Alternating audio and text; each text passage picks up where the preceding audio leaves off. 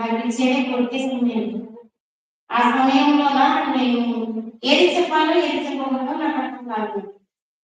ఈ విషయాన్ని జ్ఞాపకం చేసుకుని దయచేసి మీ మనసు నచ్చుకోవద్దండి. మీరు ఒకటి కాకుండా 2 కానీ ఆదివారం పాడండి. ఓకేనా? సరే, మంచిది. దానియేలు గ్రంథం 3వ అధ్యాయంలో అక్కడ 3 భక్తులను గురించి రాయబడింది. ఎవరో చెప్పగలరా? ఎవరు ఎవరు? షడ్రక్, మెషక్, అబేద్నెగో. విన్నారా ఈ మాట? మీరు విన్నారా? విన్నవారు చాలా మంది వినలేదు. సరే, దేవుడు ఎవరితో మాట్లాడలేనాడో వారి హృదయంలో మాటను భద్రపరచుగాక. ఈ యొక్క 3వ అధ్యాయంలో క్లుప్తంగా మనం మధ్యాహ్న కాల సమయంలో ధ్యానం చేసుకుందాం.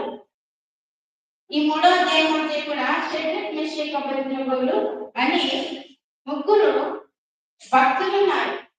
ఈ 3 భక్తులకు తోడుగా దానియేలు ఉన్నాడు. దానియేలు 3 భక్తులు. ఈ 4 కూడా దేవుని పనికి నమ్మకస్తులుగా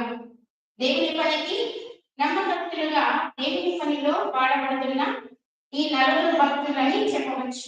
అయితే ఈ 4 భక్తుల గురించి కంటే 3 భక్తుల గురించి మనం ఈ యొక్క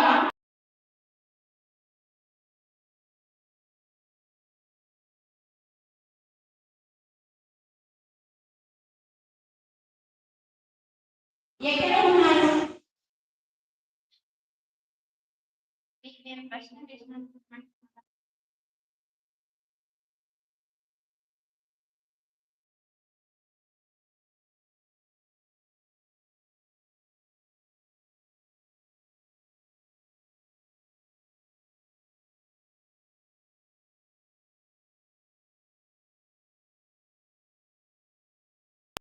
బబులోను దేశము ఎవరిది?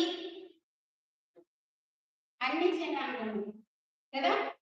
ఇశ్రాయేలు ప్రజలను తీసుకొని బబులోను రాజు తర్వాత ఆ యొక్క దేశపు యుద్ధ వీరులు వారిని పట్టుకొని తీసుకొని వెళ్ళారు అని మొదటి అధ్యాయంలో రాయబడి ఉన్నది. చూడండి, యూదా రాజులకు యెహోయాకీము ఏలుబడిలో 3వ సంవత్సరమున బబులోను రాజుకు నెబుకద్నెజరు యెరూషలేము మీదికి వచ్చి దానిని ముట్టడి వేయగా ప్రభు యూదా రాజులకు యెహోయాకీము దేవుని మందిరంలోని ఉద్దేశించిన ఉపకరణములను ఆ రాజు చేతికి అప్పగించింది. అయితే యెరూషలేము మందిరములో ఉన్న ఉపకరణములు అంటే ఉపయోగించే వస్తువులన్నీ కూడా కాక ఇశ్రాయేలు ప్రజలందరినీ కూడా వారు బంధించారు.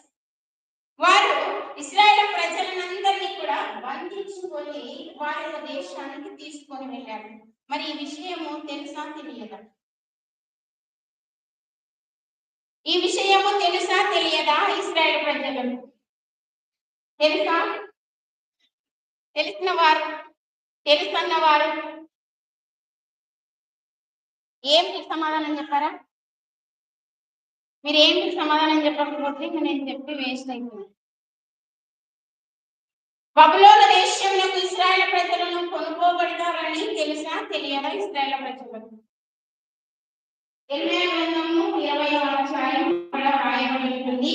ఇర్మియా ప్రవక్తకు తెలియజేస్తాడు యెహోవా దేవుడు.